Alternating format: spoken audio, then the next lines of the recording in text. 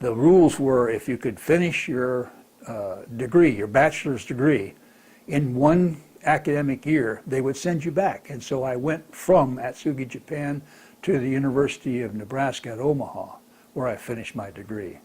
And what did you get your degree in? Well, it was military science was the degree, but I was an engineer in my first year in college. So anyway, my degree is Bachelor of Military Science. So after you left Nebraska at Omaha, where did you go? I went to Southern California, the Marine Corps Air Station at El Toro, and I was on a staff job for about a year and a half or something like that, and then went down to the Marine Air Group and flew the F-8 Crusader.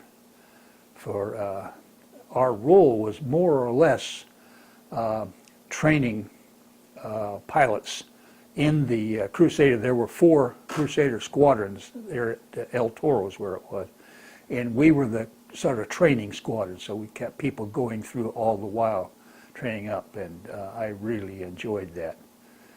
How was the Crusader different from the other planes you had flown? The Crusader was at that point substantially faster. It was not, well, the Skyray was not a particularly good carrier airplane, nor was the Crusader. The reason being that their minimum flying speed was very close to the maximum landing speed. So you were kind of flying right on the edge, and I didn't much like that. But performance in the air, it was a wonderful airplane. It was roomy and it was fast, and it's just a lot of fun to fly. Did you learn anything important while you were teaching others how to fly? Well, we had such a wide variety of people. I mean, we had people who had never flown the Crusader. Excuse me, please. But the Marine Corps had decided to, this was early, very early in Vietnam by then, and the Marine Corps had decided that helicopter pilots were rotating too quickly in and out of Vietnam, and fixed-wing pilots were not. And so they were rotating helicopter pilots into fixed-wing airplanes, and we got some substantial number of those. And that was a really challenging assignment to go from a helicopter to a first-rate fighter airplane. But it was great fun, and the guys loved it, and we just had a good time with it. And we were a particularly good squadron with the people we had. So, you know, I'm not bragging or anything, but we did have a great number of people and a commanding officer that was just wonderful. So I enjoyed that squadron a lot. And when did your time at El Toro end? Okay, in 1964, I got called, and they were going to send me on Air Force exchange duty to Luke Air Force Base in Arizona. And so I left El Toro and went over to Luke Air Force Base. And when I went there, they asked me, you can fly the F-100, which was a fairly good airplane, not terribly different than the Crusader, or the F-104, and that was like a dart. It was extremely fast and agile, and just a fun airplane.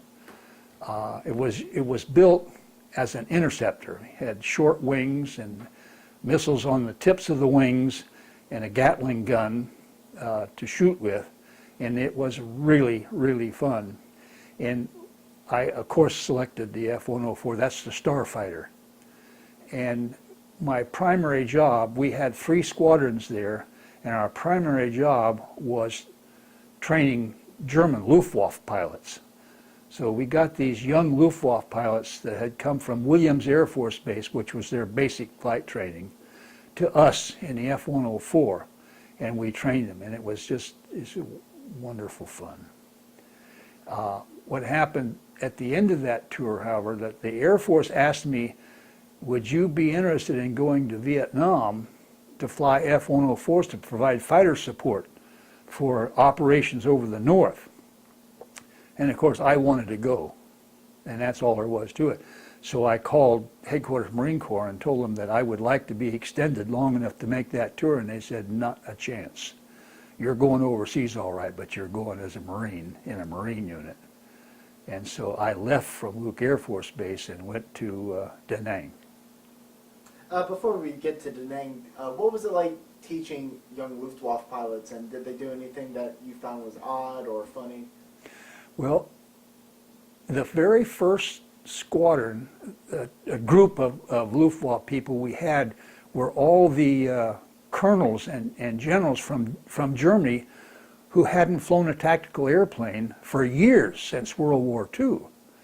And this was going to be their airplane to start again. Well, what a jump from a prop-driven fighter to the F-104. And, you know, we had several really experienced German colonels who had flown the Stuka. And the Stuka was essentially, when they did dive bombing, they flew straight down.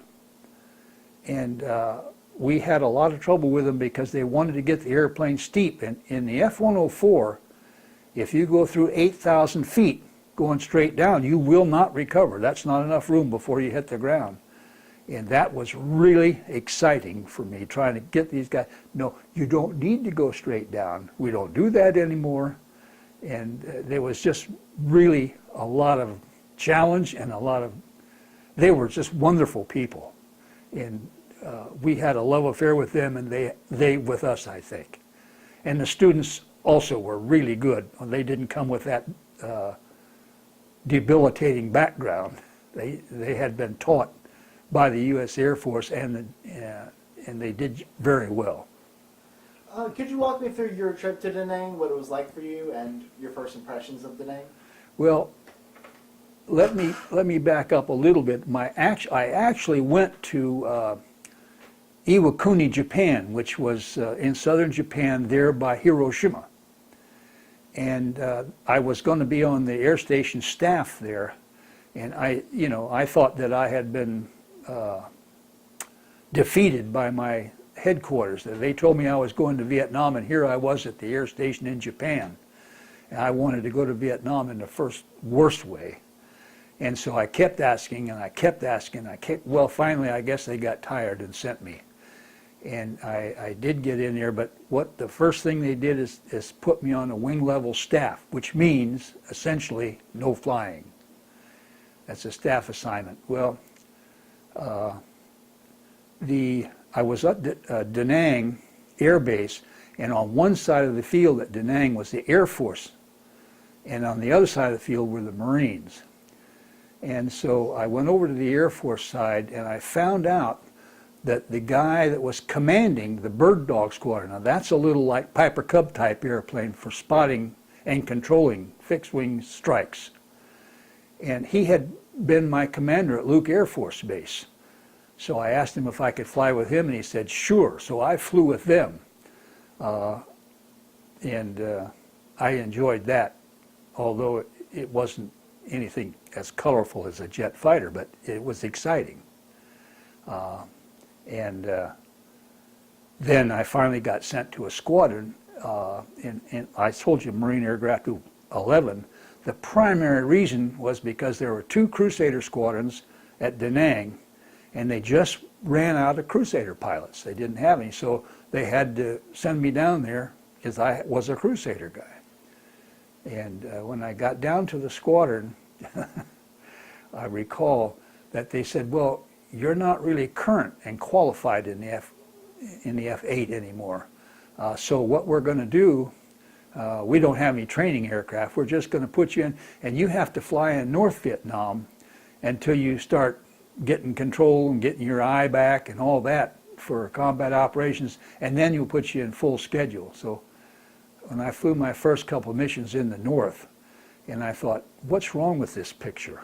This is a guy they don't consider qualified, so they put you where the threat is the most severe. But it worked out. I survived, and away we went. On my first combat mission in the north, I was with another fellow, and he got hit and went down in the DMZ, the militarized zone. And I spent my time flying combat air patrol over him. What my job was to do was to try to keep the North Vietnamese army off of him long enough to get the helicopters in and rescue him. I was not successful. They captured him, but it was a real shoot 'em up. Could you walk me through that mission? Yeah, he got hit, and I saw him in the parachute, and I saw the crash, and so I flew, I'm going to say 2,000 feet or so, pretty low, so I could see, and I was circling over him, trying to see what was going on, and I could see the communist forces trying to close in, and what I would try to do is make dive bombing runs and rocket runs until I was out of those, and then using my guns. And the Crusader had 4 20mm cannons, and we had to switch to use upper or lower. So I had to essentially, I could shoot the upper guns until they ran out, and then go to lower. And I had done that. I flew run after run after run.